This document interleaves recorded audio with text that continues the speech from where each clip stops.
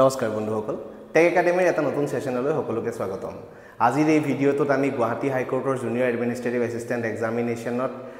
আহিব পৰা কিছুমান আসাম জিকে কোৱেশ্চনছৰ ওপৰত ডিসকাশন কৰিম ইয়াতে আসাম জিকে আমি এই ভিডিঅটোত মেইনলি লিটাৰেচাৰ ফিল্ডৰ কিছুমান কোৱেশ্চনছ ডিসকাস কৰিম whether it be writers and authors বা মানে books and authors বা তোমাৰ awards and recognitions or pen names and writers এনেকুৱা ধৰণৰ কোৱেশ্চনছ এতিয়া এই লিটাৰেচাৰ ফিল্ডৰ যেটো সেকশন হয় বা লিটাৰেচাৰ ফিল্ডৰ যিবোৰ কোৱেশ্চনছ হয় এই কোৱেশ্চনছ বিলাক কেৱল আমাৰ জেনাৰেল এৱাৰনেছ পাৰ্টৰ বাবে নহয় ইয়াতে আসামিজৰ যেটো কোৱালিফাইং সেকশন থাকে সেই কোৱালিফাইং সেকশনত আমি দেখিবলৈ পাইছো যে এনেকুৱা লিটাৰেচাৰ ফিল্ডৰ কিছুমান কোৱেশ্চনছ আহিছে সো কাৰোবাৰ যদি হে আসামিজ গ্ৰামাৰত প্ৰবলেম আছে বা আসামিজৰ বহুত ইন ডেপথ নলেজ নাই গ্ৰামাৰৰ তেতিয়া এই কোৱেশ্চনছ বিলাকে হেল্প কৰিব পাৰে সেই কোৱালিফাইং যেটো মাৰ্ক আছে কোৱালিফাইং যেটো কাট অফ আছে 8 মাৰ্কছৰ সেই মাৰ্কটো এচিভ কৰিবলৈ হেল্প কৰিব পাৰে কাৰণ হাইকোৰ্টৰ অলমোস্ট প্ৰত্যেকখন পেপাৰতে আমি দেখিবলৈ পাইছো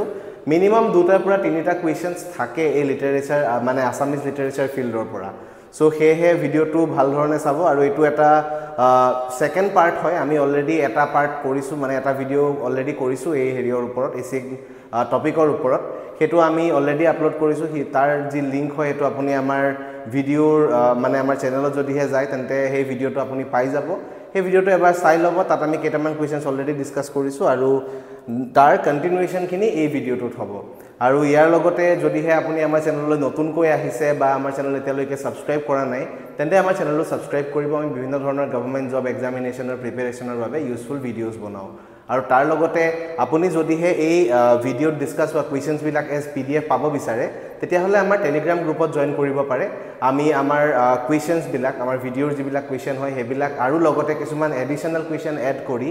আমাৰ টেলিগ্ৰাম গ্ৰুপত প্ৰভাইড কৰো এজ পিডিএফ তো হি আপোনাৰ প্ৰিপাৰেচনত হেল্পফুল হ'ব পাৰে so do join da Telegram group okay এতিয়া বেছি পলম নকৰি আমি ভিডিওত আগবাঢ়ো যেহেতু আমি প্ৰথমৰ অলপ কোৱেশ্চনছ অলৰেডি ডিসকাস কৰিছো 15 টামান কোৱেশ্চনছ আমি ডিসকাস কৰিছোৱে সো আজি কোৱেশ্চন নম্বৰ 16 ৰ পৰা আৰম্ভ হ'ব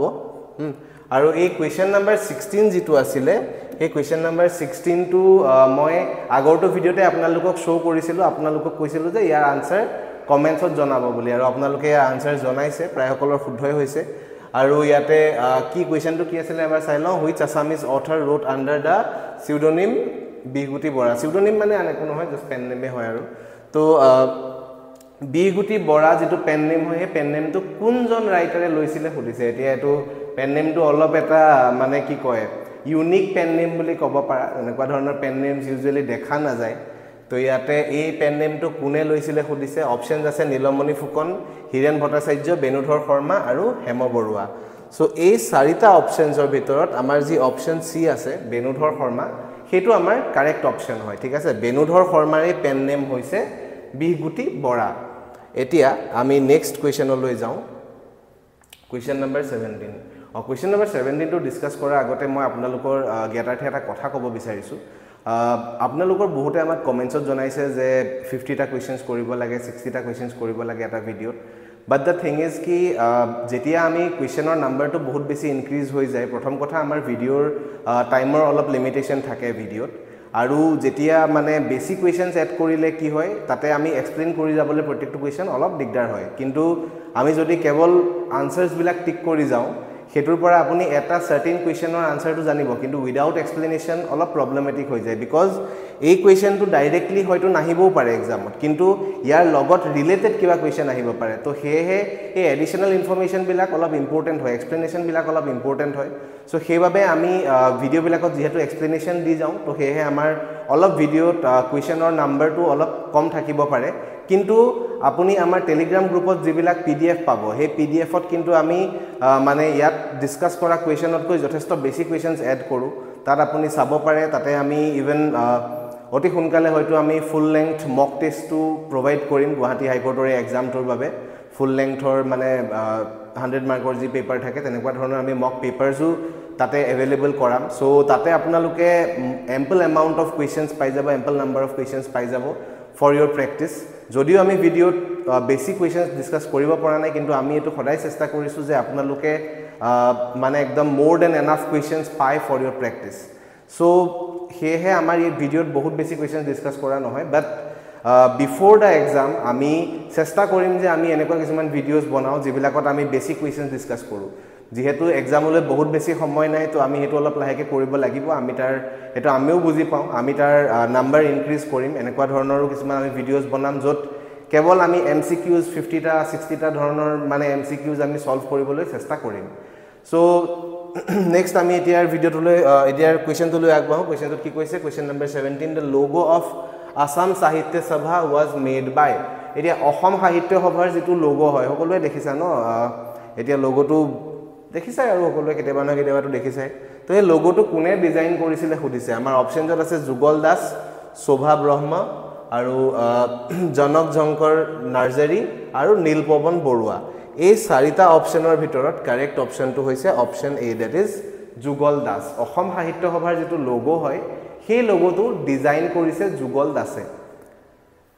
এতিয়া যাও আমি কোৱেশ্চন নম্বৰ 18ত কোৱেশ্চন নম্বৰ 18 কি কৈছে the first autobiography in Assamese is thought to be okay so মানে প্ৰথম যিখন অসমীয়া অটোবায়োগ্ৰাফি হয় মানে প্ৰথম আত্মজীৱনী হয় সেই আত্মজীৱনীখন কোনখন হয় সুধিছে ইয়াতে অপচনছ আছে আত্মজীৱন চৰিত মোৰ জীৱন সোৱৰণ আধা লিখা দস্তাবেজ আৰু জীৱন বৃত্ত তো ইয়াতে আমাৰ কোনটো কাৰেক্ট অপচন হ'ব ইয়াত কাৰেক্ট অপচনটো হৈছে অপচন বি দ্যাট ইজ মোৰ জীৱন সোৱৰণ মোৰ জীৱন সোৱৰণ এই বুকখন সাহিত্যৰথী লক্ষ্মীনাথ বেজবৰুৱাৰ আত্মজীৱনী হয় ঠিক আছে আৰু এইখনে প্ৰথম অসমীয়া আত্মজীৱনী সো নেক্সট আমি যাও কোৱেশ্চন নম্বৰ 19 লৈ 19ত কি কৈছে আত্মানুসন্ধান নামৰ ফেমাস বুকখন কোনে লিখা আমাক সুধিছে আত্মানুসন্ধান বুকখনৰ ৰাইটাৰ হৈছে হোমেন বৰগোহাঁই ঠিক আছে সো ইয়াতে আমাৰ অপচন বি যেহেতু হোমেন বৰগোহাঁই আছে তো it will B the correct option মোৰ যিমানটো মনত আছে এটো হয়তো তেখেতৰ আত্মজীৱনী আছিল নেকি I am not sure about it এবাৰ কনফাৰ্ম কৰি লবা বাট এইখন হোমেন বৰগোহাঁইৰ হয়তো আত্মজীৱনী আছিল নেক্সট আমি যাও কোৱেশ্চন নম্বৰ 20 লৈ কোৱেশ্চন নম্বৰ 20 ত কি সুধিছে the first recipient of Asom Ratna award Asom Ratna এৱাৰ্ডৰ প্ৰথমজন ৰেচিপিয়েন্ট মানে প্ৰথমবাৰ বাবে অসম ৰত্ন এৱাৰ্ডটো কাক দিয়া হৈছিল বহুত বেছি দিন হৈ যোৱা নাই অসম ৰত্নটো বহুত বেছি পুৰণা এৱাৰ্ড নহয় এই এৱাৰ্ডটো প্ৰথমবাৰ যেতিয়া এনাউন্স কৰিছিলে তেতিয়া অসমৰ আটাইতকৈ one of the most loved artist বা মানে শিল্পী ভূপেন হাজৰিকা তেখেতক এই এৱাৰ্ডটো প্ৰথমবাৰৰ বাবে দিয়া হৈছিল সো নেক্সট আমি যাও কোৱেশ্চন নম্বৰ 21 লৈ কোৱেশ্চন নম্বৰ 21ত আহিলে কি সুধিছে the real name of crime thriller writer Ranju Hazarika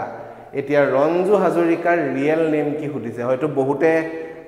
ভাবিব পাৰা যে ৰঞ্জু হাজৰিকাটোৱে তেখেতৰ ৰিয়েল নেম হয় কাৰণ ৰঞ্জু হাজৰিকাৰ বুকস ম্যাক্সিমাম মানুহে পঢ়িছে ম্যাক্সিমাম মানুহে কেতিয়াবা নহয় কেতিয়াবা এখন হলো ৰঞ্জু হাজৰিকাৰ বুক পঢ়িছা বহুত বেছি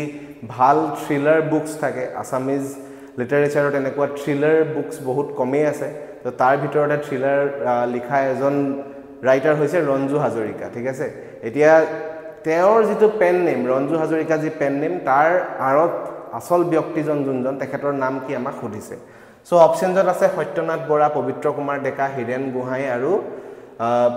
কুমুদ চন্দ্ৰ হাজৰিকা সো এই চাৰিটা অপচনছৰ ভিতৰত আমাৰ কাৰেক্ট অপচনটো হয় option D that is Kumud Chandra Hazarika Ranju হাজৰিকাৰ যি ৰিয়েল নাম এটো হৈছে কুমুদ চন্দ্ৰ হাজৰিকা নেক্সট আমি যাও কোৱেশ্চন নম্বৰ 22 লৈ কোৱেশ্চন নম্বৰ 22 ত কি কৈছে How many ghukhas are incorporated in the Namghukha? এতিয়া নামঘোষাখন অসমৰ লাগিলে তুমি লিটাৰেচাৰৰ ফিল্ডৰ কথা কোৱা বা অসমৰ মানে ৰিলিজিয়াছ যেটো ফিল্ড ৰিলিজনাল তুমি যদি হেৰিয়ৰ কথা কোৱা ফিল্ডৰ কথা কোৱা তাৰ এটা একদম অবিচ্ছেদ্য অংগ হয় নামঘোষা তো এই নামঘোষাখনত কিমানটা ঘোষা এড কৰা হৈছিল বা কিমানটা ঘোষা আছিল এটো সুধিছে এতিয়া নামঘোষাৰ আন এটা নাম হৈছে হাজাৰী ঘোষা নামঘোষাখনক হাজাৰী ঘোষা বুলিও কোৱা হয় তাক হাজাৰী ঘোষা বুলি কি কাৰণে কোৱা হয় কাৰণ তাত হাজাৰটা ঘোষা এড কৰা হৈছিল সো হেহে আমাৰ ইয়াতে কাৰেক্ট অপচনটো হৈ যাব অপচন বি দ্যাট ইজ 1000 ঠিক আছে কেতিয়াবা নামঘোষাৰ জায়গাত হাজাৰী ঘোষা বুলি সুধিব পাৰে তো তাতে কো কনফিউজ নহবা Hazari Ghosa is nothing other than the Namghosa Question number 24 কি কৈছে who got the Sahitya Academy Award in Assamese literature in 2024 2024 চনত অসমীয়া লিটাৰেচাৰৰ যেটো মানে সাহিত্য একাডেমি এৱাৰ্ড সাহিত্য একাডেমি বঁটা সেই বঁটাটো কোনে পাইছিলে আমাক সুধিছে এতিয়া অপচনছত আছে মনোজ কুমাৰ গোস্বামী প্ৰণৱজ্যোতি ডেকা ৰঞ্জু হাজৰিকা অনুৰাধা শৰ্মা পূজাৰী আৰু ইয়াতে আমাৰ কাৰেক্ট অপচনটো হৈ যাব option C that is Ranju হাজৰিকাৰ ৰিলেটেড এটা কোৱেশ্চন আমি আগতে ডিসকাস কৰি আহিছো তো তেখেতৰ পেন নেমটো আমি ডিসকাস সৰি নট পেন নেম তেখেতৰ যেটো ৰিয়েল নেম হয় এই পেন নেমৰ আন্ডাৰত হেতু আমি ডিসকাস কৰিছিলো আৰু তেখেতে 2024 ৰ সাহিত্য একাডেমি বঁটাও পাইছিলে ঠিক আছে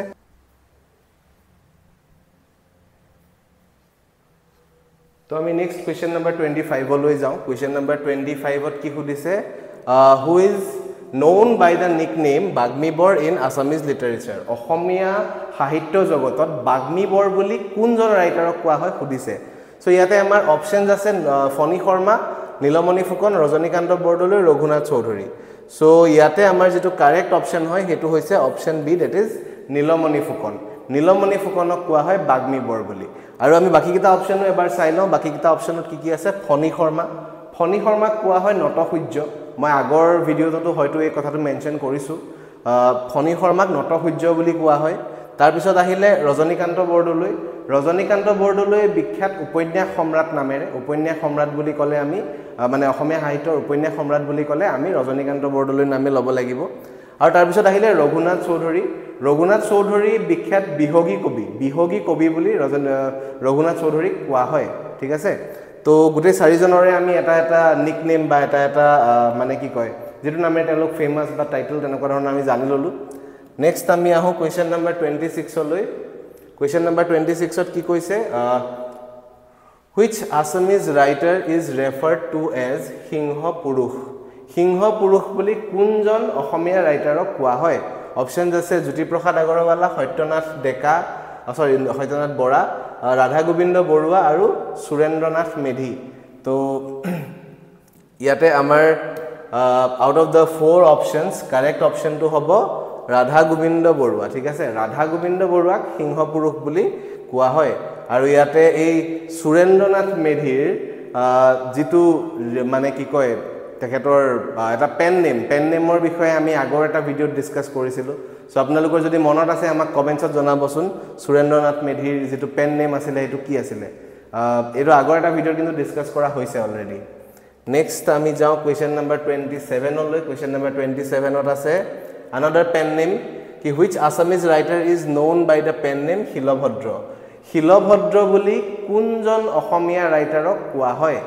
অপচনস আছে পাৰ্বতী প্ৰসাদ বৰুৱা নবীন চন্দ্ৰ বৰদলৈ ৰেৱতী মোহন দত্ত চৌধুৰী আৰু মহিম বৰা এতিয়া ইয়াতে আমাৰ কাৰেক্ট অপচনটো হৈ যাব option C that is Rewati Mohan Dutta চৌধুৰীক হিলভদ্ৰ বুলি কোৱা হয় নেক্সট আহিলে কোৱেশ্চন নম্বৰ 28 কোৱেশ্চন নম্বৰ 28 ত কি কৈছে এটো অলপ এটা recent not exactly recent but মানে এটা নতুন কোৱেশ্চনই হয় which author was awarded the Sahitya Academy Yuba Puraskar in Assamese in 2019 for the short story ei pine ki ase namor jetu short story he short story tur babe kunjon অসমীয়া ৰাইটাৰক সাহিত্য Akademi Yuba Puraskar to দিয়া হৈছিল in the year 2019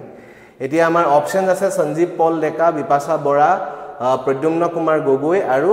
Abhijit Bora এটো L নহয় হা এটো অভিজিত বৰা হ'ব লাগে এটো এল হৈ গল ইয়াতে টাইপিংত এটো Abhijit Bora so out of the 4 options আমাৰ কাৰেক্ট অপচনটো হৈছে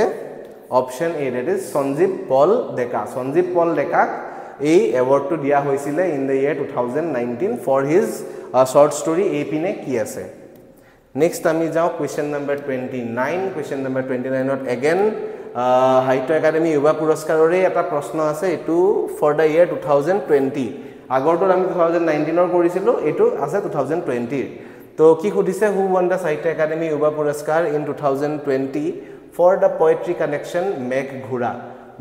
ঘোৰা নামৰ যেটো পোয়েট্ৰি কালেকশন হয় সেই পোয়েট্ৰি কালেকশনটোৰ বাবে কোনজন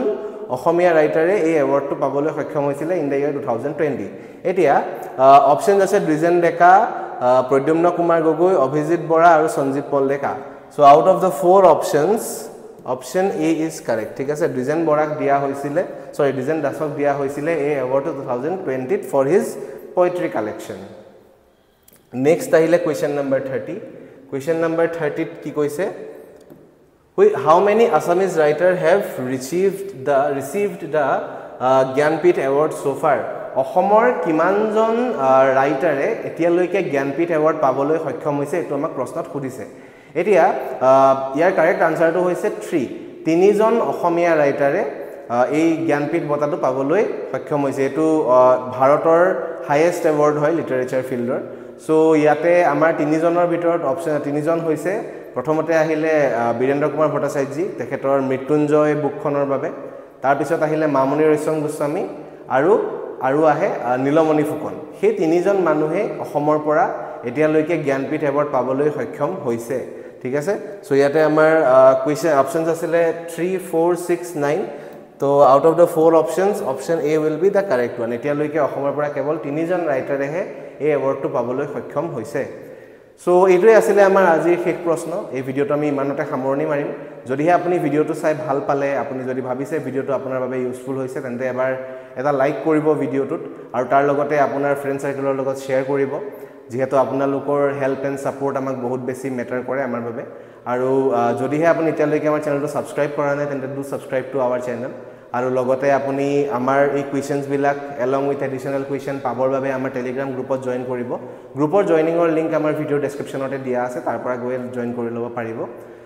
it will be helpful for you তেতিয়ালৈকে এই ভিডিওটো ইমানতে সামৰণি মাৰিছো ধন্যবাদ